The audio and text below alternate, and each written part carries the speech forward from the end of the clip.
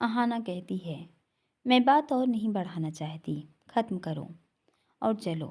वह उसे ज़बरदस्ती उस दूसरी बोट में बिठा देती है जिसमें माधव आया था। अविराज ने देखा, उसकी आंखों में आंसू थे।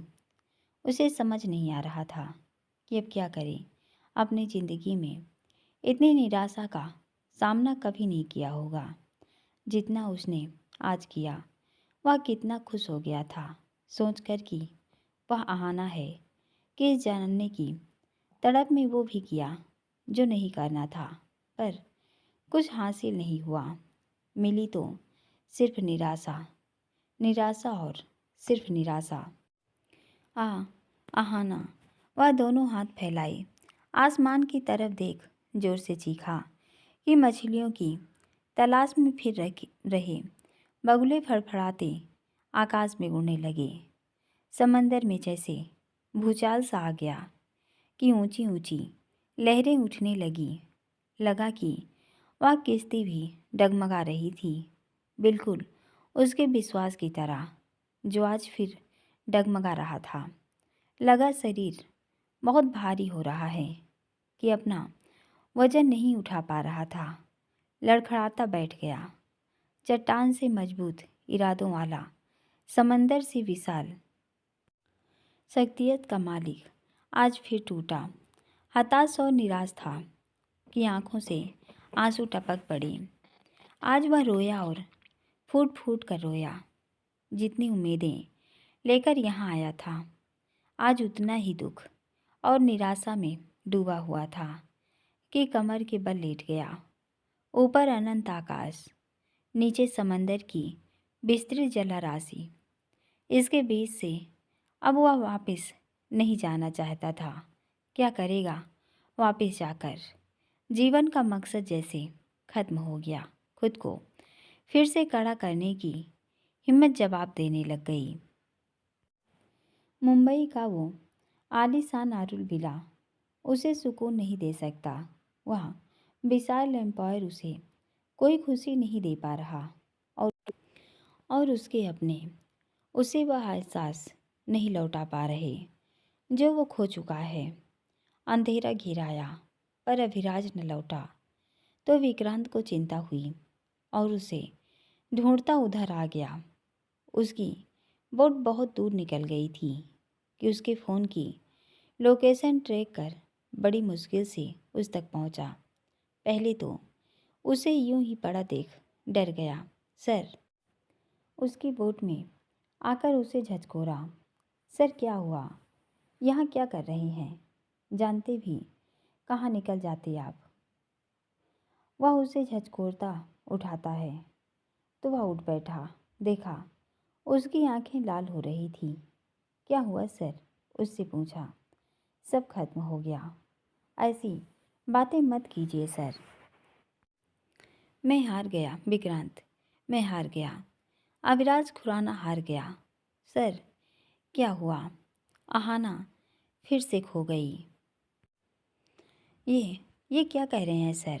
हाँ विक्रांत, उसके पेट पर निशान नहीं है। क्या आपने देखा? हाँ विक्रांत, उसकी पीठ पर निशान नहीं है।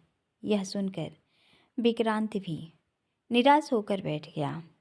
इसका मतलब वो सच में अहाना नहीं है। हाँ, पर मुझे यकीन नहीं हो रहा विक्रांत कि वो अहाना नहीं है, जबकि मेरा मन कह रहा था वो अहाना है। सब कुछ बताइए जो यहाँ हुआ। जब मैं यहाँ आया तो मैंने जानबूझकर उसके करीब जाने की कोशिश की और उसने कोई ख़ास विरोध नहीं किया। शायद आपको ऐसा लगा हो, जबकि बात ऐसी ना हो। उसने संदेह जताया। वह पानी में गिरी तो वो भीगी हुई थी। मैंने आंख बंद कर उसके अंगों को छूकर देखा। बिल्कुल वैसे ही महसूस हुआ जब मैं और अहाना साथ होते थे। सब कुछ वैसे ही था। मुझे यकीन हो गया कि वो अहाना है। फिर मैंने उसकी ब्रा के हुक खोल दिए क्योंकि मुझे लगा उसने ब्रा की इस टिप से निशान छिपा रखा है। वो पहले भी ऐसे करती थी, फिर पर उसके पीठ पर निशान नहीं था। नहीं था। आपने ध्यान से देखा। हाँ देखा। और मैं हार गया। विक्रांत, मैं हार गया। आज लगता है कि मैं तो बेकार ही अपनी ताकत का दम भरता था, जबकि मैं कुछ भी नहीं हूँ, कुछ भी नहीं। ये विश्वास दिला पाया कि मैं उससे कितना प्यार करता हूँ। दिमाग की जंग जीतने अपने दिल को हार बैठा। वह बुरी तरह निराश था कि वहाँ से वापस नहीं जाना चाहता था, पर विक्रांत खुद ही बोट चलाकर उसे किनारे ले आया और अब दोनों घर आ गए। वह बहुत ज़्यादा निराश था कि खाना भी नहीं खाया, तो विक्रांत को उसकी चिंता होने लगी। एक बार तो वह किसी तरह संभल गया, इस आस में कि वह आहाना को ढूंढ लेगा, पर इस बार शायद संभल न पाए। वह वाइन की बोतल ले आया। ये क्या है? अविराज ने उसकी तरफ देखकर पूछा। आपकी फेवरेट है। पहले तुम ही पीने से मना करते थे और आज खुद ही। हाँ सर, पर आज पल पी लीजिए, मैं खुद दे रहा हूँ। आज यही आपको सब कुछ भुलाने में मदद करेगा और आपका दिमाग भी थोड़ा हल्का होगा।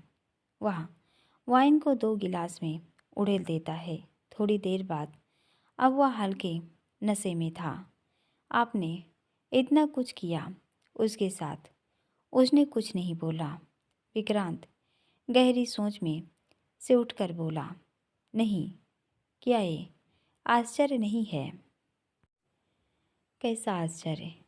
कोई भी लड़की किसी पराये मर्द की इतनी हरकतें कैसे बर्दाश्त कर सकती है, वो भी शादीशुदा। जो कुछ बोला माधवन ने बोला, उसने कुछ नहीं बोला। नहीं बोला, जबकि आपने उसके कपड़ों में हाथ डाल दिया। हाँ, और वही तो मुझे समझ नहीं आ रहा। पर मुझे कुछ कुछ समझ आ रहा है। क्या यही कि सब कुछ समाप्त नहीं हुआ है? मैं कुछ समझा नहीं। अगर वो विद्या है तो माधवन से पहले उसे आप पर हाथ उठाना चाहिए था। वो होश में थी, अपने बचाव के लिए कुछ भी कर सकती थी, पर उसने नहीं किया। नहीं सर, कहीं वो आपको पहचान तो नहीं गई? मैं समझा नहीं। सर, जब आप उसको छूकर उसके स्पर्श से पहचान सकते हैं, तो लड़कियां तो इस मामले में और भी ज़्यादा तेज होती हैं। ऐसे कैसे हो सकता है कि वह आपके स्पर्श को नहीं पहचानेगी? फिर वो निशान कहाँ गायब हो गया? जैसे मोल हटाया, निशान भी हटाया जा सकता है। तो सच्चाई जानने अब क्या कुछ और करना पड़ेगा? हाँ बिल्कुल। नहीं विक्रम, नहीं, अब कुछ नहीं करना। क्यों? 3 साल से बस मैं ही उसे ढूंढ रहा हूँ। क्या सिर्फ मैंने ही प्यार किया था उससे? नहीं, प्यार न सही, उस दोस्ती के नाते सही। एक बार, सिर्फ एक बार मुझे कांटेक्ट कर सकती थी, पर उसने नहीं किया। साफ मतलब है वह मेरे पास नहीं आना चाहती। अगर वो आहाना भी है तो वो खुश है मेरे बिना। उसने अपनी नई दुनिया बसा ली, शादी रचा ली, बच्चे हो गए, अपना होटल चला रही है। उसकी आंखें फिर से नम हो गई। मैं भी उसे खुश ही देखना चाहता था, इंडिपेंडेंट देखना चाहता था। जो वो आज है, तो जीने देते हैं उसको। कम से कम वो खुश तो रहेगी। अगर विद्या है तो भी अब मैं उसे परेशान नहीं करूँगा। जब कभी मन करेगा देखने का, तो यहाँ आ जाएंगे, दूर से देखकर चले जाएंगे। आहाना अगर मेरा प्यार था तो हमेशा रहेगा, पास रहें या दूर, इससे कोई फर्क नहीं पड़ता। वह आँखों के आंसू साफ करता है। पर सर, आपने मन की तसल्ली के लिए सच्चाई को बाहर तो लाना पड़ेगा। मेरी मन की तसल्ली हो गई है। आहाना मिल चुकी है और वह अपनी नई दुनिया में खुश है, तो क्यों उसकी उस नई दुनिया को डिस्टर्ब करूं? यूं भटकने से भी कुछ नहीं होगा। विक्रांत, मुझे पता है कि वो मेरे यहाँ है और हमेशा रहेगी। वह दिल पर हाथ रखता है। पैकिंग करो, हम कल ही वापस चल रहे हैं। क्या कह रहे हैं सर? हाँ, सही कह रहा हूँ। मंजिल के इतने नज़दीक पहुंचकर हार मानकर बैठ जाएं, ये दाव विराज खुराना नहीं हो सकता। विक्रांत उसके खोए जज्बे को जगाने की कोशिश करता बोला। उसे उसका यूं निराश होना हजम नहीं हो रहा था। मुझ में अब हिम्मत नहीं बची। आखिर हार जीत के मायने ही क्या, जब आहाना ही मुझे गुनहगार समझ सजा दे रही है और मैं भुगत रहा हूँ। शायद वह चाहती है मुझे टूटा बिखरा देखना, ताकि उसे सुकून मिले। तो यही सही। उसका लहजा बर्फ सा ठंडा था। आप यह सब अपनी तरफ से सिर्फ खुद को दिलासा दे रहे हैं। जब तक हमें सिक्के के दोनों पहलू न दिखें, किसी निर्णय पर पहुंचना समझदारी नहीं मानी जाती।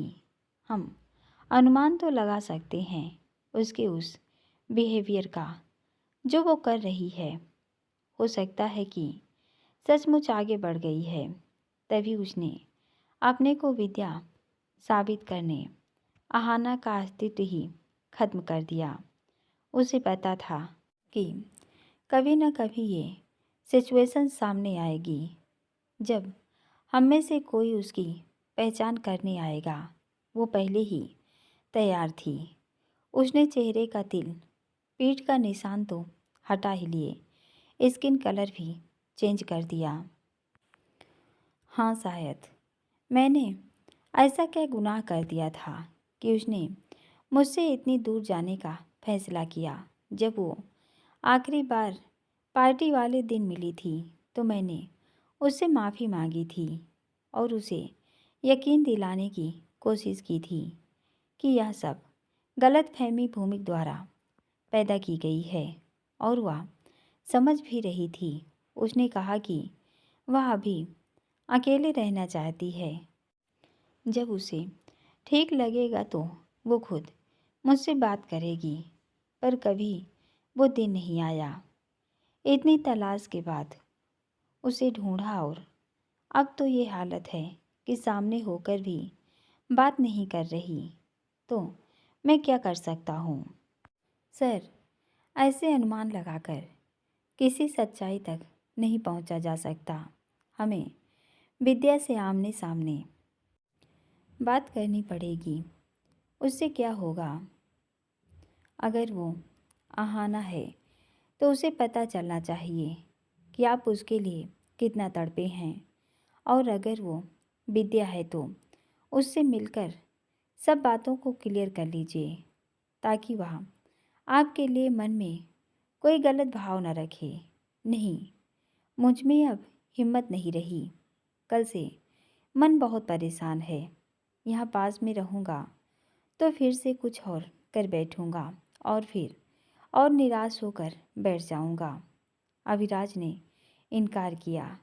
विक्रांत ने उसे काफ़ी समझाया, पर वह कुछ भी सुनने को तैयार नहीं था।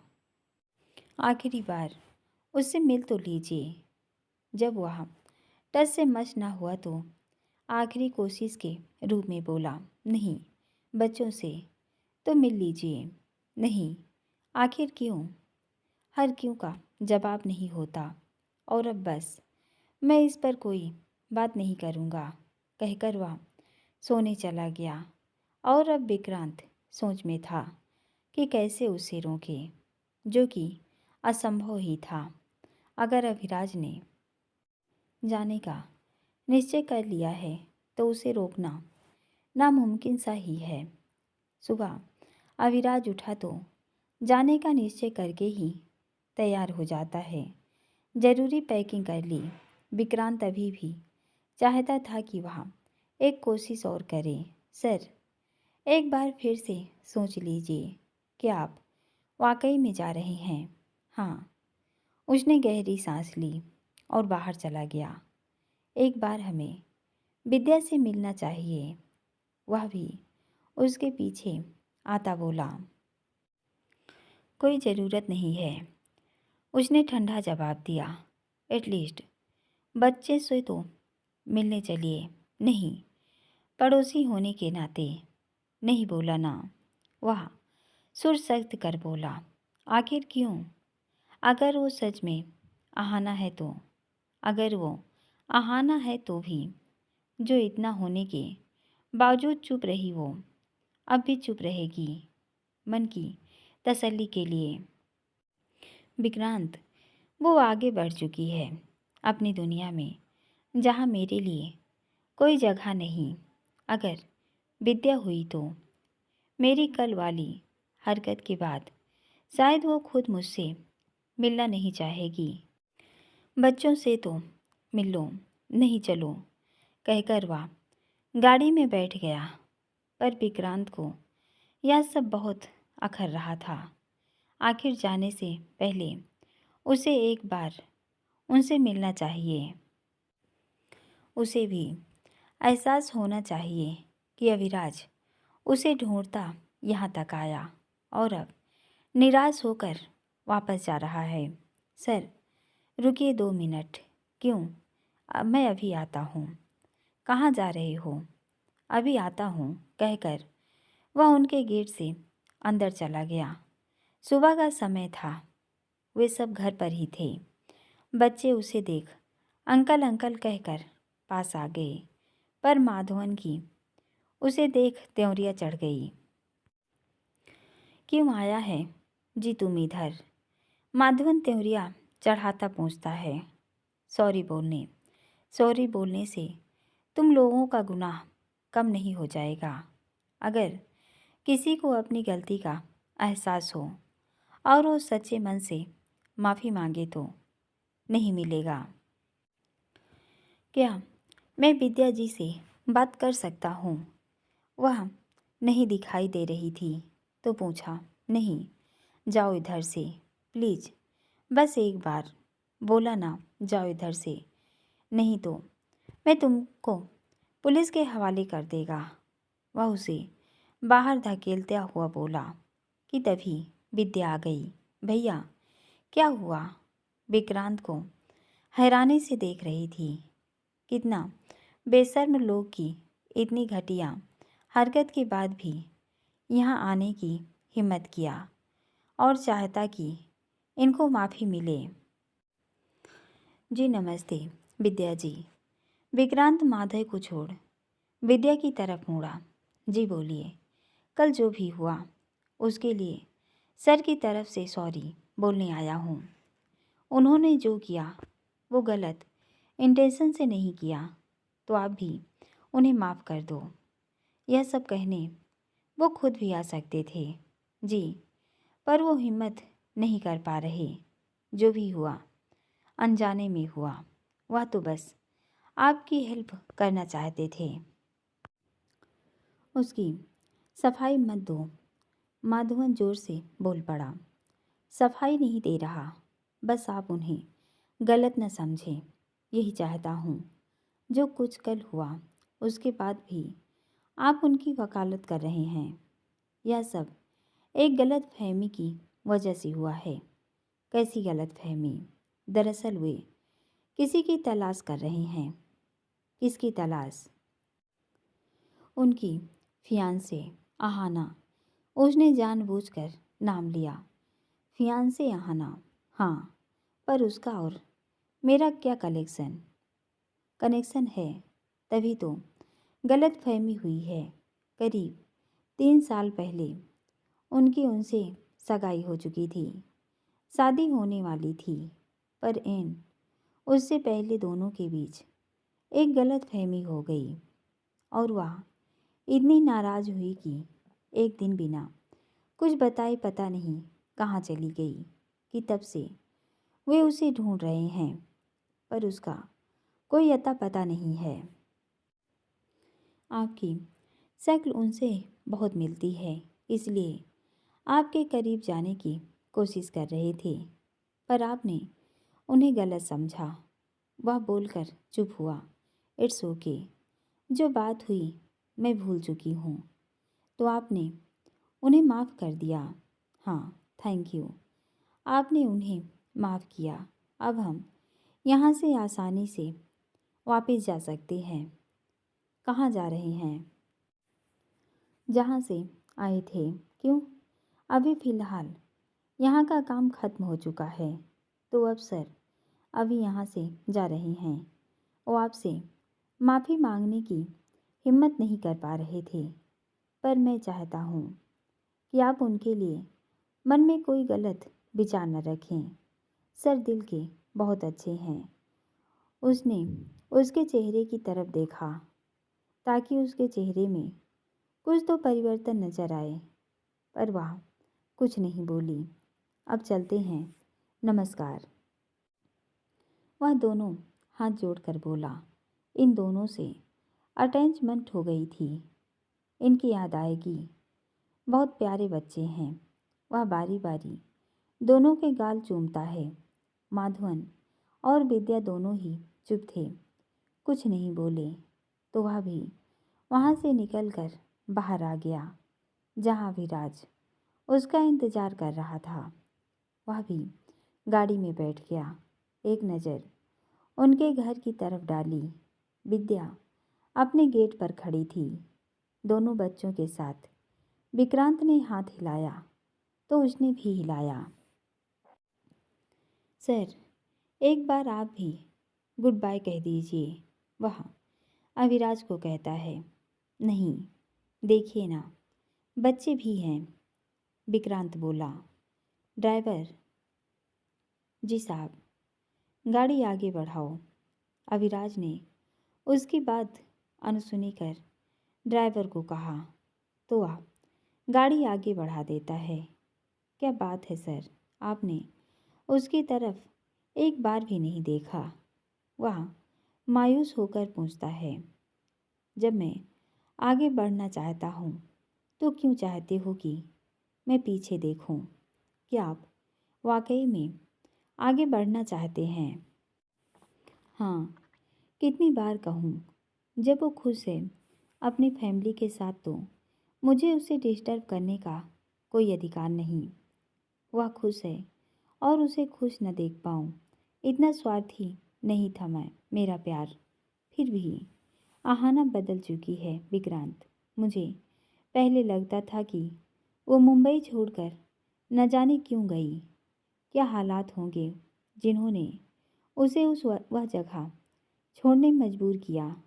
पर अब एहसास हुआ कि वो मन को काफ़ी मजबूत कर मुंबई छोड़ने का फैसला करके आई थी, ताकि कभी वापस हम लोगों के पास लौट कर नहीं आए। शायद आप ज़्यादा ओवर रिएक्ट कर रहे हैं। उसने आते हुए मुझे रोका नहीं, तो अब मैं भी उसे नहीं पुकारूंगा। हाँ, कुछ समय पड़ा मैं कमज़ोर, पर अब मैं भी आगे बढ़ना चाहता हूँ। और अब तुम भी इस टॉपिक को छोड़ दो। सर, मुझे बस आपकी चिंता है कि आप वाकई में यहाना को भूल जाने वाले हो, या दिल को झूठी तसल्ली देने ये कह रही हो। तसल्ली तो देनी पड़ेगी ना विक्रांत, वरना जी कैसे पाऊँगा। पहले मैं ज़्यादा बेचैन रहता था कि न जाने आहाना कहाँ चली गई, जिंदा है भी कि नहीं, न जाने किस हाल में होगी। इसलिए उसे ढूंढने जमीन आसमान एक कर दिया। जब उसका पता लगा तो ये जानने बेचैन था कि कब आहाना एक्सेप्ट करेगी। हाँ, वो आहाना है, पर कल इतना कुछ होने के बावजूद भी उसका ना वो कुछ न बोलना मुझे बहुत अखरा। उसे स्वीकारना चाहिए था कि वह आहाना है, पर उसने नहीं स्वीकारा, जबकि मेरा दिल चीख चीख कर कह रहा है कि वहाँ आना है। पर मुझे कल एक बात का एहसास हुआ। क्या? वह जिंदगी में बहुत आगे बढ़ चुकी है, इसलिए नहीं चाहती कि अपनी पहचान उजागर होने दे। शायद यही सच हो कि उसने शादी कर ली। उसका पति सचमुच में दुबई में हो, जिसके वो बच्चे हैं, और वो नहीं चाहती होगी कि अब किसी को पता चले कि उसका और मेरा कोई रिलेशन था। और शायद वो गलत भी नहीं। आखिर वह मुझे अपने बच्चों या पति को क्या कहकर मिलाएगी? हो सकता है, पर वह सच्चाई स्वीकार कर आपको कह सकती थी, कम से कम आप इस दो राहे पर तो न होते। मैंने लोगों की बहुत सारी बद्दुआएं ली है, जिसका परिणाम शायद ऐसी अधूरी जिंदगी मेरे हिस्से आई है। तो मैं इस अधूरेपन को स्वीकार रहा हूँ। अब आज से अहाना की तलाश बंद। अविराज के कहने के बाद अब विक्रांत भी चुप हो जाता है। अभी वह दुखी है, उसे और दुखी करना नहीं चाहता था। दोनों वहाँ से एयरपोर्ट आ गए और वहाँ से मुंबई लौट आए। अगले दिन से उसने ऑफिस जाना शुरू कर दिया और उसकी फिर से पहले जैसे लाइफ शुरू हो गई। ऑफिस की जो भी ज़रूरी मीटिंग्स थी ली, नए प्रोजेक्ट की फाइल्स पेंडिंग थी सब क्लियर की, और इसी तरह हफ्ते दिन का समय बीत गया। एक दिन वह ऑफिस में था कि अभिलाष का कॉल आया कि वह और हिमानी शाम को उससे मिलने आ रहे हैं, तो जल्दी घर आ जाए। तो वह शाम के समय जल्दी घर पहुंच गया। तब तक हिमानी और अभिलाष दोनों ही आए हुए थे। नमस्ते भैया, वह उससे गले लगा। कैसे हो? ठीक हूँ। आप कैसे हैं? ठीक हूँ। आप तो वहीं जम गए हो, मुझे तो भूल गए। उसने शिकायत की। तू भूला हुआ है दुनिया को, हम नहीं। आया था मैं पिछले हफ्ते, पर तू यहाँ नहीं था। माँ को कॉल किया तो उन्होंने बताया कि तू यहाँ नहीं है। कहाँ गया था? तिरुवनंतपुरम। क्यों? नए प्रोजेक्ट के सिलसिले में। क्या वाकई में? आपको यकीन नहीं? नहीं, क्योंकि बिजनेस के सिलसिले में तू इतने दिन वहाँ नहीं रुकता। सच बता, क्या बात है? अहाना का कुछ पता चला? आप क्यों पूछ रहे हैं? तू अगर मुंबई से गायब रहेगा तो क्या ये खबर दबी रहेगी? तिरुवनंतपुरम इतने दिन रहने की वजह तो होगी। हाँ, अहाना की तलाश में ही गया था। उसने गहरी सांस ली। कुछ पता चला? हाँ भी और ना भी। वह उन्हें फोटो दिखाता है। अरे, ये तो अहाना ही है, हिमानी जी बोली। हाँ, मुझे भी गलत फहमी हो गई थी। गलत फहमी? दोनों चौंक गए। हाँ, गलत फहमी। पूरी बात बताओ, यूं पहेलियाँ न बुझाओ। ये देखो, वह उन्हें उसकी फ़ोटो दो बच्चों के साथ दिखाता है। ये अहाना के बच्चे हैं। दोनों हैरानी से बोले। हाँ, इसने शादी कर ली। हाँ, और खुद को विद्या बता रही है, जो शादीशुदा है और दो जुड़वा बच्चों की माँ है। जुड़वा बच्चे? हाँ, ये ट्विंस हैं। ये दो सवा दो साल के होंगे। वो फोटो गौर से देखती बोली। हाँ, क्या तुम उसके पति से मिले? नहीं। क्यों? वो दुबई में रहता है। ये पक्का उसी के बच्चे हैं। कह तो रही है, पर आप इतनी पूछताछ क्यों कर रही हैं? सुनकर वे सकपका गई। कुछ नहीं, कुछ नहीं। उनका स्वर लड़खड़ाया। क्या कुछ ऐसा है जो आप मुझसे छिपा रही हैं, क्योंकि आखिरी बार तो अहाना आपसे और आपके सुपुत्र से ही मिली थी और वो आपके घर से ही मुंबई छोड़कर गई। 3 साल से आप और आपका बेटा चुप हैं। आखिर कोई तो इसकी वजह होगी। पूरा पार्ट सुनने के लिए दोस्तों बहुत बहुत धन्यवाद। अगर पार्ट अच्छा लगा तो प्लीज़ लाइक कीजिए और अभी तक चैनल पे नए हैं तो सब्सक्राइब कर लीजिए। और इससे पहले का पार्ट अगर आप जो नए श्रोता हैं उनको नहीं मिल रहा तो प्लीज़ हमें कमेंट करके बताइए। हम देने की पूरी कोशिश करेंगे। धन्यवाद।